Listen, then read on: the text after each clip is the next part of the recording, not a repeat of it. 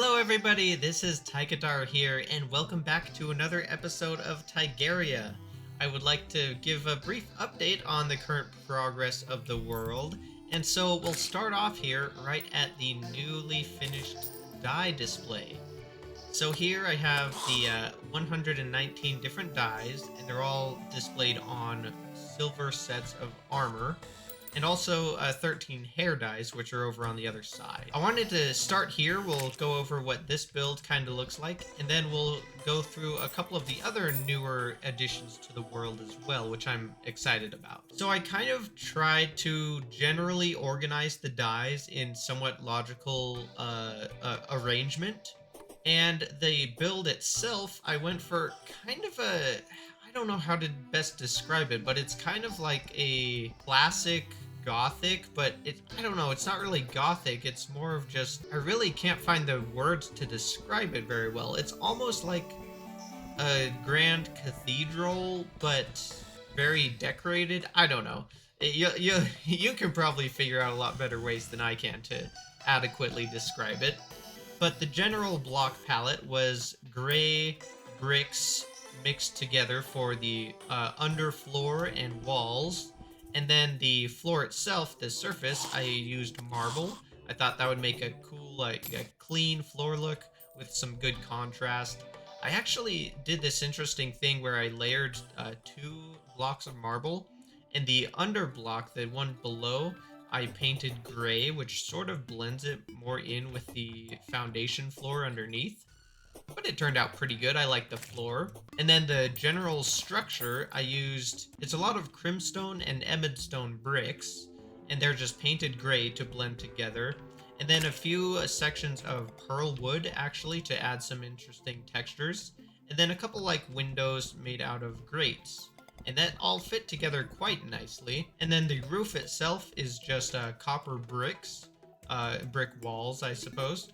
And there's a little bit of the wrought iron fence painted brown to blend in and give it a little texture. The roof turned out pretty nice. I like it quite a lot, and it adds just a little bit of depth, but it was also very easy and simple to do.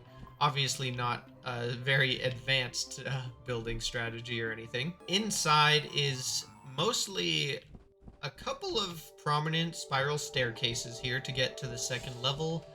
A couple background pillars, which I modeled off of the structural support pillars that I did on the outside, and then a few larger windows featured, especially over here above the hair dye section right over on the left-hand side. Now, as the die arrangement itself goes, pretty much just the standard dies up in the top middle here, and I put a sign to sort of label from top to bottom so we can go through and see roughly how everything's organized. All the standard dies up here. The bottom right wing down in this section, we see the compound dies. So we've got various the rainbows, flames, and gradient dies and their variations.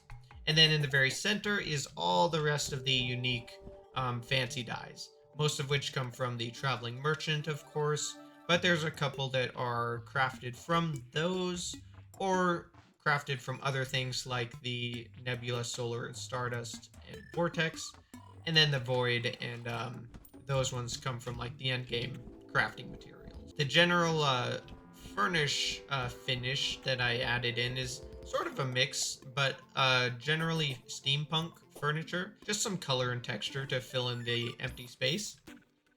One thing that I did do that was pretty important is I added windows consistently around the dies, so you can easily tell what the natural and full light color of the die set is.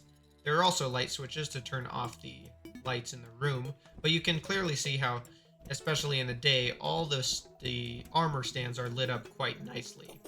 Now, during the night, of course, they go dark, so you can kind of see what the various glowing effects would be in the dark. But overall, I definitely like the die display here. It turned out pretty cool, and it's on the large side, but nothing too insane. You can kind of see how it stacks up in perspective to the rest of the base.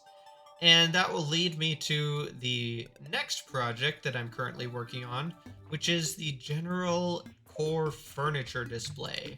So we'll head over here. I guess I'll also mention how I'm sort of just building it on top of the augmented biomes here. And I think that's kind of what I'll do to fill in these large areas on left and right sides. I'll just sort of build a little ground layer. Right here, it's mostly to add as a buffer from the corruption and crimson. Because I don't want the background to be this color and dark when you're visiting the actual item display itself. So I'll probably just continue the same thing, build up a bunch of ground to give the structure some support. But I have the very basic outline of the furniture display. And this may be one of a few different buildings. Obviously, there is a lot of furniture in the game, which is one of the epic parts about Terraria. So I've decided how I want to lay out all of the uniquely themed furniture sets, and I'll just have them in this big grid, or well, not grid, but stack of rows, I guess, and each row will be a unique piece of set of furniture. I tried to organize it mostly logically, and we'll see how it sort of turns out in the end here. As for the structure itself, I sort of decided that I was going to do this general shape. It's very tall, and I was initially thinking some sort of like marble monolith looking tower or cathedral looking thing, and I kind of just started designing how I could do a segmented wall that I could continuously build a unique shape with. And so I came up with this pattern and then continued it around the whole outside. And this is the shape that I've come up with. And overall, it's not really a monolith. It's more of just a very weird looking tall building.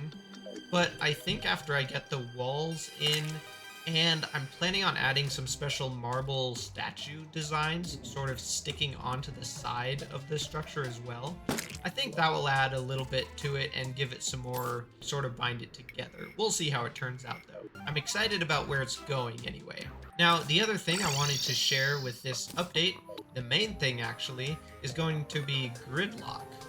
I guess before we jump over there, you can see one more view of the base itself. And I'll zoom out further, you can see Gridlock over here on the far left-hand side. I don't want to give any super spoilers right away, but we'll jump over there and I'll give you a sort of intro to it. You can access it easily from the green switch at spawn, and it's the newest minigame project. Now, what it is a series of these square chambers that are all linked together, and each one has a unique challenge to overcome. Maybe a puzzle, maybe a parkour challenge, or maybe some other mechanical feature to overcome. Now, there are 4 main victory chambers, and there's sort of some good instructions here that outline it probably better than I am right now, because I actually thoughtfully wrote down. I'm pretty excited about the game itself, and if you are interested in playing it, of course, it's available from the world on the workshop, so you're more than welcome to check that out. I would really love to get some feedback on it, because I've gotten very little as of now. But it is something I'm really excited about. I think it fits well with the other minigame projects in the world, and I think it adds another level of action and activity to Tigaria here. Overall, that is gonna be where the world stands currently, and I'm looking forward to progressing it further. And obviously, we'll be working on the furniture display. I think that'll do it for this little update, though. Before we close, I do want to share the song of the episode, which is going to be Come Alive by Cannons. Cannons is a band I've discovered a couple years back now, but I don't think I've had the chance to share one of their songs yet. So I wanted to throw that in there. It's a really cool one. Check that out if you're interested. And other than that, I thank you very much for watching, and I hope you have an outstanding rest of your day.